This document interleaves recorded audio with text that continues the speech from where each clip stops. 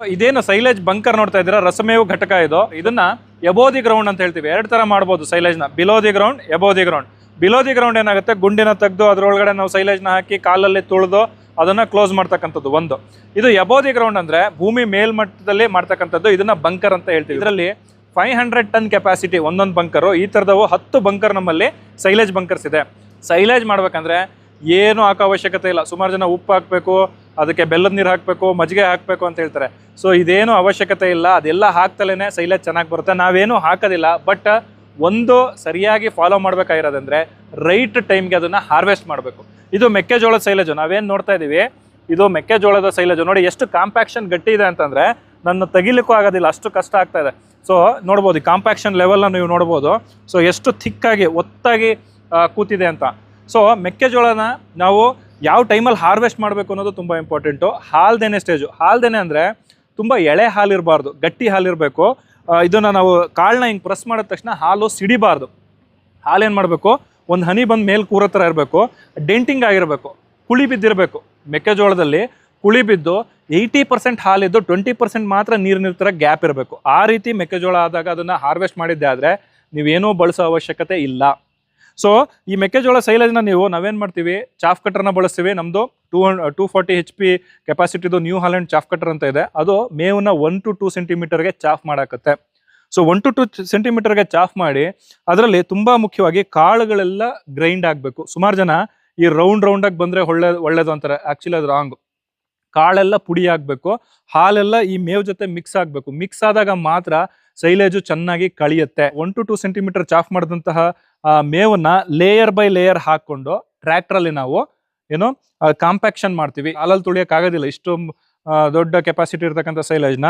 ಟ್ರ್ಯಾಕ್ಟ್ರಲ್ಲಿ, heavy load ಟ್ರ್ಯಾಕ್ಟ್ರಲ್ಲಿ layer by layer ಅದನ್ನು ನಾವು ಕಾಂಪ್ಯಾಕ್ಷನ್ ಮಾಡ್ತಾ ಹೋಗ್ತೀವಿ. ಕಾಂಪ್ಯಾಕ್ಷನ್ ಮಾಡೋ ಉದ್ದೇಶ ಏನಪ್ಪ ಅಂದರೆ ಗಾಳಿ ಸೇರ್ಕೋಬಾರ್ದು, ಗಾಳಿ ಪೂರ್ತಿ ಆಚೆ ಬರಬೇಕು. ಅದೇ ಉದ್ದೇಶಕ್ಕೆ ಕಾಂಪ್ಯಾಕ್ಷನ್ ಮಾಡೋದು.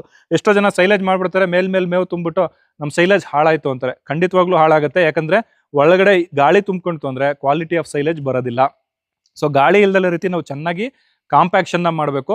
ಕಾಂಪ್ಯಾಕ್ಷನ್ ಆದಮೇಲೆ ಸೈಲೇಜ್ ಒಳಗಡೆ ಮಳೆ ನೀರಾಗಲಿ ಅಥವಾ ವಾತಾವರಣದ ಆರ್ದ್ರತೆ ಇರಬೇಕು ಆಗಲಿ ಅದು ಒಳಗಡೆ ಸೇರ್ಕೋಬಾರ್ದು. ಅದಕ್ಕೆ ಪ್ಲಾಸ್ಟಿಕ್ಸ್ನ ಹಾಕ್ಕೊಡ್ತೀವಿ. 2 ಲೇಯರ್ ಪ್ಲಾಸ್ಟಿಕ್ ಇದೆ ನಮ್ಮಲ್ಲಿ. ನೀವು ನೋಡ್ಬೋದು, ಇದು ಥಿನ್ ಲೇಯರು.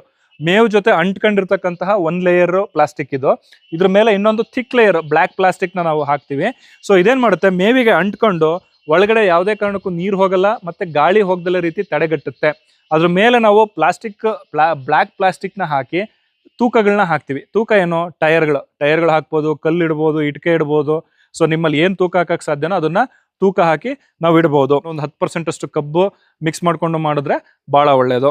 ಸೊ ಇನ್ನು ಕೆಲವರು ನಾವು ನೇಪಿಯರ್ಸಲ್ಲೆಲ್ಲ ಸೈಲೇಜ್ ಮಾಡ್ಬೋದಾ ಸರ್ ಅಂತ ಕೇಳ್ತಾರೆ. ನೇಪಿಯರ್ಸಲ್ಲೂ ಖಂಡಿತವಾಗ್ಲೂ ಸೈಲೇಜಸ್ನ ಮಾಡ್ಬೋದು.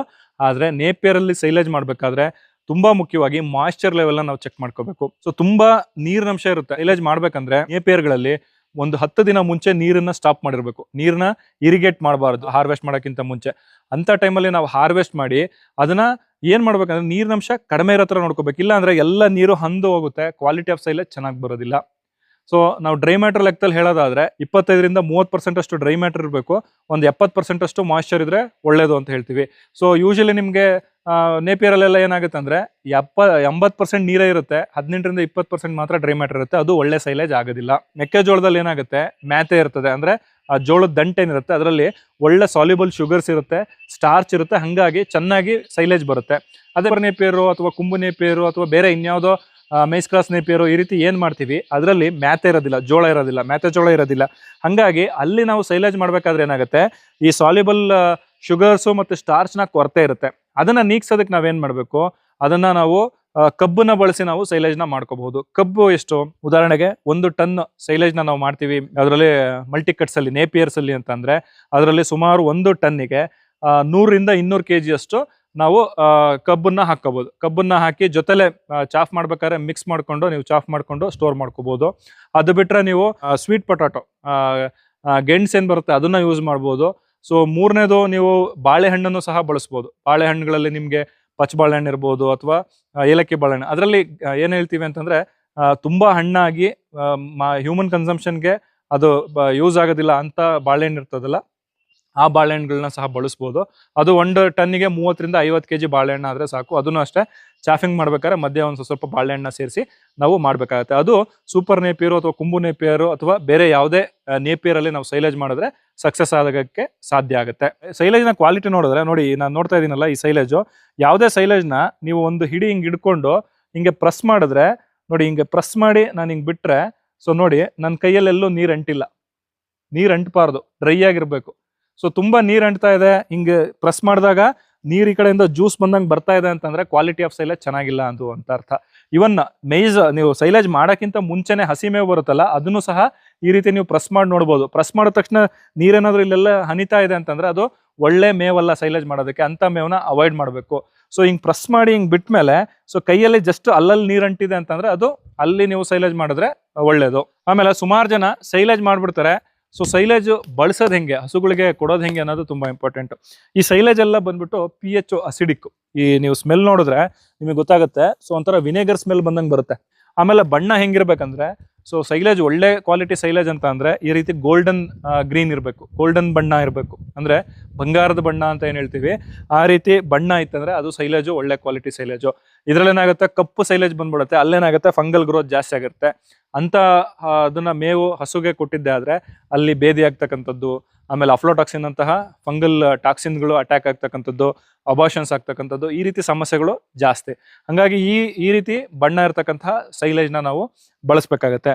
ಸೊ ಸೈಲೇಜ್ನ ಹಸುಗಳಿಗೆ ಕೊಡಬೇಕಾದ್ರೆ ತುಂಬಾ ಬಹುಮುಖ್ಯವಾಗಿ ತಿಳ್ಕೊಬೇಕಾಗಿರೋದು, ಡೈರೆಕ್ಟಾಗಿ ನಾವು ಸೈಲೇಜ್ ಫೀಡ್ ಮಾಡ್ತಾ ಇದೀವಿ ಅಂತಂದ್ರೆ ಒಂದು 4-5 kg ಹಸುಗಳಿಗೆ ಫೀಡ್ ಮಾಡೋದ್ರಿಂದ ಅಂಥ ಸಮಸ್ಯೆ ಏನಾಗೋದಿಲ್ಲ. 10, 20, 30 kg ಸೈಲೇಜ್ ಯಾರಾದರೂ ಫೀಡ್ ಮಾಡ್ತಾ ಇದ್ದಾರೆ ಅಂತಂದ್ರೆ ಅವರು ಬಹುಮುಖ್ಯವಾಗಿ ಸೈಲೇಜ್ ಜೊತೆಗೆ ಸ್ವಲ್ಪ ಬಫರ್ಸ್ನ ಕೊಡಬೇಕು. ನಾನು ಆಗ್ಲೇ ಹೇಳ್ದಂಗೆ ಇದು ಅಸಿಡಿಕ್ pH, ಅಸಿಡಿಟಿ ಜಾಸ್ತಿ ಇರುತ್ತೆ. ಹಸುವಿನ ಹೊಟ್ಟೆಗೆ ಹೋದ ತಕ್ಷಣ pHನ ಡ್ರಾಪ್ ಮಾಡುತ್ತೆ. ಹಾಗಾಗಿ ಈ ಸೈಲೇಜ್ ಜೊತೆಗೆ ಸ್ವಲ್ಪ ಅಡಿಗೆ ಸೋಡಾನ ಬಳಸಬೇಕು. ಸ್ವಲ್ಪ ಅಂದ್ರೆ ಎಷ್ಟು, 10 kg ಸೈಲೇಜ್ ಅವ್ರು ಏನಾದರೂ ಬಳಸ್ತಾ ಇದ್ದಾರೆ ಅಂದ್ರೆ ಮಿನಿಮಮ್ 50 ಗ್ರಾಮ್ ಅಡಿಗೆ ಸೋಡಾನ ಬಳಸಬೇಕು. 20 kg ಸೈಲೇಜ್ನ ಫೀಡ್ ಮಾಡ್ತಾ ಇದ್ದಾರೆ ಅಂದ್ರೆ ಮಿನಿಮಮ್ 100 ಗ್ರಾಮ್, 100ರಿಂದ 150 ಗ್ರಾಮ್ವರೆಗೂ ಕೊಡ್ಬೋದು, ಇಲ್ಲ 50ರಿಂದ 100 ಗ್ರಾಮ್ವರೆಗೂ ಕೊಡ್ಬೋದು. ನಾನು ಹೇಳ್ತಿರೋದು ಮಿನಿಮಮ್ ಲೆವೆಲ್ಸ್ನ ಮೇಂಟೈನ್ ಮಾಡಲೇಬೇಕು. ಮೇಂಟೈನ್ ಮಾಡಲಿಲ್ಲ ಅಂತಂದ್ರೆ ಸೈಲೇಜ್ ಏನಾಗುತ್ತೆ, ಅವರು ತಿನ್ನಿಸ್ತಾರೆ, ಹೊಟ್ಟೆಲಿ ಹೋಗಿ ಅದು ಅಸಿಡಿಟಿ ಜಾಸ್ತಿ ಆಗುತ್ತೆ, ಸಗಣಿಲ್ ಸ್ಮೆಲ್ ಬರ್ತಾ ಇರುತ್ತೆ, ಹಸುಗಳು ಕುಂಟು ಬೀಳ್ತವೆ, ಹಸುಗಳಲ್ಲಿ ಏನೋ ಕೆಚ್ಚಲು ಬಾವು ಆಗ್ತಾ ಇರುತ್ತೆ, ಹಸುಗಳಲ್ಲಿ ಗಬ್ಬ ನಿಲ್ಲೋದಿಲ್ಲ, ಈ ರೀತಿ ಎಲ್ಲ ಸಮಸ್ಯೆಗಳು ಆಗ್ತವೆ. ಹಂಗಾಗಿ ಸಿಂಪಲ್ ಅಡುಗೆ ಸೋಡಾನ ಬಳಸ್ಕೋಬೇಕು. ಇನ್ನು ಸುಮಾರು ಜನ, ಸರ್ ನಾನು ಕಾನ್ಸಂಟ್ರೇಟ್ ಫೀಡಲ್ಲೇ ಸೋಡಾ ಹಾಕಿ ತಿನ್ನಿಸ್ತಾ ಇದ್ದೀನಿ. ಕಾನ್ಸಂಟ್ರೇಟ್ ಫೀಡು ಮತ್ತು ಸೈಲೇಜು ತಿನ್ನೋದಕ್ಕೆ ಏನಾದ್ರು ಜಾಸ್ತಿ ಗ್ಯಾಪ್ ಆಯ್ತು ಅಂದರೆ ಅದು ವರ್ಕ್ ಆಗೋದಿಲ್ಲ. ಹಾಗಾಗಿ ಸೈಲೇಜ್ ಮೇಲೇ ಸ್ಪ್ರಿಂಕಲ್ ಮಾಡಿ ತಿನ್ನಿಸ್ಬೇಕು. ಇದೆಲ್ಲದಕ್ಕೂ ಸೊಲ್ಯೂಷನ್, ಬೆಸ್ಟ್ ಸೊಲ್ಯೂಷನ್ ಏನಂದರೆ TMR ಫೀಡಿಂಗ್ ಪದ್ಧತಿ, ಸಂಪೂರ್ಣ ಮಿಶ್ರಿತ ಆಹಾರನ ಫೀಡಿಂಗ್ ಪದ್ಧತಿನ ಪಾಲಿಸೋದು ಭಾಳ ಒಳ್ಳೆಯದು. ಅಲ್ಲೇನಾಗಿರುತ್ತೆ, ಹಸಿಮೇವು ಇರ್ಬೋದು, ಸೈಲೇಜ್ ಇರ್ಬೋದು, ಒಣಮೇವು ಇರ್ಬೋದು, ಕಾನ್ಸಂಟ್ರೇಟ್ ಫೀಡ್ ಇರ್ಬೋದು, ಎಲ್ಲದನ್ನು ಮಿಕ್ಸ್ ಆಗೋದ್ರಿಂದ, ಅಲ್ಲಿರ್ತಕ್ಕಂಥ ಬಫರ್ನು ಮಿಕ್ಸ್ ಆಗೋದ್ರಿಂದ ಸೊ ಹಸುಗಳಿಗೆ ಯಾವುದೇ ರೀತಿ ಸಮಸ್ಯೆ ಆಗೋದಿಲ್ಲ. ಸೈಲೇಜು ನಾನಾ ಹಂತದಲ್ಲಿ ಮಾಡ್ಬೋದು, ನಾನಾ ವಿಧಾನದಲ್ಲಿ ಮಾಡ್ಬೋದು. ಒಂದು ಇದು ಬಂಕರ್ ಮೆಥಡ್ ಅಂತ ಹೇಳ್ತೀವಿ, ಇನ್ನೊಂದು ಪಿಟ್ ಮೆಥಡ್ ಅಂತ ಹೇಳ್ತೀವಿ. ಇವತ್ತಿನ ದಿನದಲ್ಲಿ ಫ್ಯಾನ್ಸಿಯಾಗಿ ಇನ್ನೊಂದು ಬಂದಿದೆ ಬ್ಯಾಗ್ ಮೆಥಡ್ ಅಂತೇಳಿ. 1 ಟನ್ ಕೆಪಾಸಿಟಿ ಬ್ಯಾಗ್ ಇದೆ, 2 ಟನ್ ಕೆಪಾಸಿಟಿ ಬ್ಯಾಗ್ ಇದೆ, 5 ಟನ್ ಕೆಪಾಸಿಟಿ ಬ್ಯಾಗ್ ಇದೆ. ಇದು ಸಣ್ಣ ಪ್ರಮಾಣದ ರೈತರಿಗೆ 1, 2, 4, 5 ಹಸು ಕಟ್ಟಿರೋರಿಗೆ ಬಹಳ ಸೂಕ್ತವಾದಂತಹದ್ದು. ಯಾಕಂದ್ರೆ ಅವರೆಲ್ಲ ಕನ್ಸ್ಟ್ರಕ್ಷನ್ ಕಾಸ್ಟ್ ಎಲ್ಲ ಉಳಿಸ್ಬೋದು. ಅದೆಲ್ಲ ನಿಮಗೆ 1 ಟನ್ ಕೆಪಾಸಿಟಿ ಬ್ಯಾಗ್ ಎಲ್ಲ ನಿಮ್ಗೆ 600-700 ರೂಪಾಯಿಗೆ ಮಾರ್ಕೆಟಲ್ಲಿ ಸಿಕ್ಬಿಡುತ್ತೆ. ತಗೊಂಬಂದು ನೀವು ಸೈಲೇಜ್ನ ಮಾಡ್ಕೋಬಹುದು. ಸೊ ಈ ಸೈಲೇಜ್ನ ನಾವು ಮಾಡಿದ್ದೆ ಆದರೆ, ಇವತ್ತು ನಾನು ಕಾಂಪ್ಯಾಕ್ಷನ್ ಮಾಡಿ ನಾನು ಕ್ಲೋಸ್ ಮಾಡ್ತಾ ಇದ್ದೀನಿ ಅಂತಂದ್ರೆ ಈ ರೀತಿ ಬಂಕರಲ್ಲಿ ಮಿನಿಮಮ್ 1 ತಿಂಗಳು ನಾವು ಬಿಡಲೇಬೇಕು. 1 ತಿಂಗಳಿಂದ 1.5 ತಿಂಗಳು ನಾವು ಬಿಡಲೇಬೇಕು. 1.5 ತಿಂಗಳು ಅಷ್ಟರಲ್ಲಿ ಚೆನ್ನಾಗಿ ಕಳಿತು ಸೈಲೇಜ್ ಆಗಿರುತ್ತೆ. ಪಿಟ್ ಮೆಥಡಲ್ಲಿ ನಾವು ಮಾಡಿದ್ರೆ 1 ತಿಂಗಳಲ್ಲೇ ತುಂಬ ಚೆನ್ನಾಗಿ ಬರುತ್ತೆ. ಯಾಕಂದ್ರೆ ಅಲ್ಲಿ ಗಾಳಿ ಅಷ್ಟೊಂದು ಆಡೋದಿಲ್ಲ. ಇಲ್ಲಿ ಮೇಲ್ಗಡೆ ಗಾಳಿ ಎಲ್ಲ ಆಡ್ತಿರೋದ್ರಿಂದ ಸ್ವಲ್ಪ ಟೈಮ್ ಜಾಸ್ತಿ ಕೊಡಬೇಕಾಗುತ್ತೆ. ಇನ್ನೊಂದು, ನೀವು ಬ್ಯಾಗ್ ಮೆಥಡಲ್ಲಿ ಮಾಡ್ತಿರಲ್ಲ, ಸೊ ಬ್ಯಾಗ್ ಮೆಥಡಲ್ಲಿ 21 ದಿನಕ್ಕೆಲ್ಲ ರೆಡಿ ಆಗೋಗ್ಬಿಡುತ್ತೆ ಸೈಲೇಜು. 3 ವಾರಕ್ಕೆ ಸೈಲೇಜ್ ರೆಡಿ ಆಗೋಗಿರುತ್ತೆ. ಇನ್ನೊಂದು ಮೆಥಡ್ ಬಂದಿದೆ ಬೇಲ್ ಮೆಥಡ್ ಅಂತೇಳಿ. ಸೊ ಬೇಲ್ಸ್ ಮಾಡ್ತಾ ಇರ್ತಾರೆ, ಎಲ್ಲ 60 kg ಬೇಲು, 200 kg ಬೇಲು ಅಂತೇಳಿ ಬೇಲ್ ಮಾಡಿ ಕೊಡ್ತಾ ಇರ್ತಾರೆ. ಅಥವಾ ಮತ್ತೆ ಇನ್ನೊಂದು ಬ್ಯಾಗ್ ಮೆಥಡಲ್ಲಿ ಮಾಡಿ ಕೊಡ್ತಾ ಇರ್ತಾರೆ, 60 kg bag, 40 kg bag. So ಇವೆಲ್ಲ 15 ದಿನಕ್ಕೆ ಸೈಲೇಜ್ ರೆಡಿ ಆಗೋಗ್ಬಿಡುತ್ತೆ ಅದರಲ್ಲೆಲ್ಲ. ಸೊ ಅಂದ್ರೆ ಕಾಂಪ್ಯಾಕ್ಷನ್ ಎಷ್ಟು ಚೆನ್ನಾಗಿದೆ, ಆಮೇಲೆ ಗಾಳಿ ಆಡ್ದಂಗೆ ಎಷ್ಟು ಚೆನ್ನಾಗಿ ನಾವು ಪ್ಯಾಕ್ ಮಾಡಿದೀವಿ ಅನ್ನೋದ್ರ ಮೇಲೆ ಅದರದ್ದು ಯೂಸೇಜ್ ಯಾವಾಗನಿಂದ ನಾವು ಯೂಸ್ ಮಾಡ್ಬೋದು ಅನ್ನೋದು ಡಿಪೆಂಡ್ ಆಗಿರುತ್ತೆ. ಆಮೇಲೆ ಒಂದ್ಸತಿ ನಾವು ಯೂಸ್ ಮಾಡೋದಕ್ಕೆ ಅದು ಓಪನ್ ಮಾಡಿದ್ವಿ ಅಂತಂದ್ರೆ 1 ತಿಂಗಳು ಒಳಗಡೆ ಅದನ್ನ ನಾವು ಯೂಸ್ ಮಾಡಿಬಿಡ್ಬೇಕು. ಮತ್ತೆ ಓಪನ್ ಮಾಡಿದಾದ್ಮೇಲೆ ಈ ರೀತಿ ಮತ್ತೆ ಪ್ಲಾಸ್ಟಿಕ್ನ ಮುಚ್ಕೋಬೇಕು. ಗಾಳಿ ನೇರವಾಗಿ ಅದು ಸಂಪರ್ಕ ಆಗ್ದಂಗೆ ಪ್ಲಾಸ್ಟಿಕ್ಗಳನ್ನ ಕ್ಲೀನಾಗಿ ಮುಚ್ಕೋಬೇಕು. ಈಗ ನಿಮಗೆ ತೋರಿಸ್ಲಿಕ್ಕೋಸ್ಕರ ನಾವು ಇದನ್ನ ಓಪನ್ ಮಾಡಿದ್ದೀವಿ. ಈಗ ಇಮಿಡಿಯೇಟ್ ಆಗಿ ಇದನ್ನ ನಾವು ಸಂಪೂರ್ಣವಾಗಿ ಕ್ಲೋಸ್ ಮಾಡ್ತೀವಿ.